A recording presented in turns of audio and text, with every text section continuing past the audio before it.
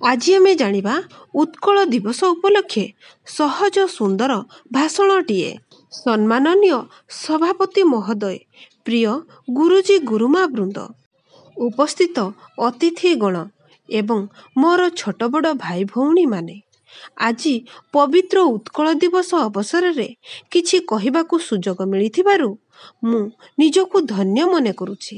ଆଜିର ଏହି ଅବସରରେ ମୁଁ ସର୍ବପ୍ରଥମେ ଆମ ଜନ୍ମଭୂମିକୁ ପ୍ରଣିପାତ କରୁଛି। ଯେତେବେଳେ ଓଡ଼ିଶା ସ୍ୱତନ୍ତ୍ର ପ୍ରଦେଶ ଘୋଷଣା ହୋଇଥିଲା, ସେତେବେଳେ ଓଡ଼ିଶା ସହିତ ଆଉ ଗୋଟିଏ ନୂଆ ରାଜ୍ୟ ମଧ୍ୟ ଜନ୍ମ ନେଇଥିଲା। ତାହା ହେଉଛି ସିନ୍ଧ ପ୍ରଦେଶ। ଓଡ଼ିଶା ଥିଲା ଭାରତର ଏକାଦଶ ରାଜ୍ୟ। ପ୍ରତିବର୍ଷ ଏପ୍ରିଲ ପହିଲାକୁ ଇଂରେଜମାନେ ଏପ୍ରିଲ ଫୁଲ ଭାବରେ ପାଳନ କରନ୍ତି।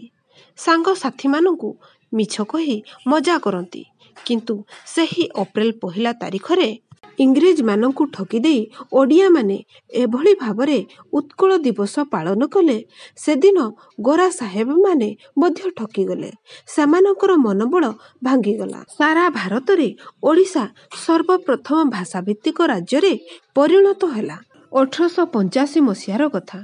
ଓଡ଼ିଶାର ଶେଷ ସ୍ୱାଧୀନ ରାଜା ତେଲେଙ୍ଗା ମୁକୁନ୍ଦଦେବ ଗହିରାଟିକରି ଯୁଦ୍ଧରେ ପରାସ୍ତ ହେଲେ। ସେହିଦିନ ଓଡ଼ିଶାର ସ୍ୱାଧୀନ ସୂର୍ଯ୍ୟ ଅସ୍ତମିତ ହୋଇଗଲା। ଓଡ଼ିଆମାନେ ଦୀର୍ଘ 290 ବର୍ଷ ପରାଧୀନ ବେଡ଼ିରେ ଆବଦ୍ଧ ହେଲେ।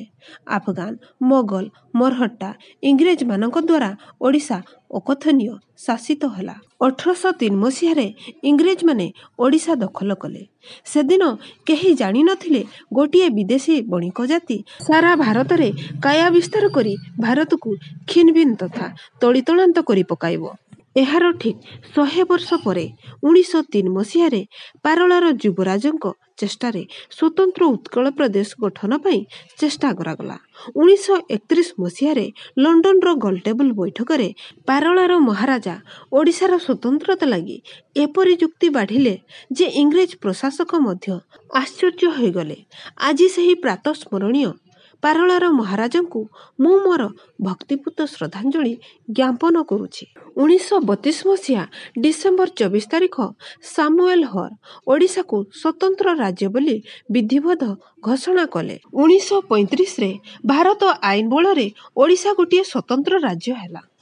ଓଡ଼ିଶା ଭାରତର ଗୋଟିଏ ପ୍ରଥମ ଶ୍ରେଣୀର ରାଜ୍ୟ ହୋଇ ଅନ୍ୟ ରାଜ୍ୟ ତୁଳନାରେ ଆମେ ବହୁ ପଛରେ।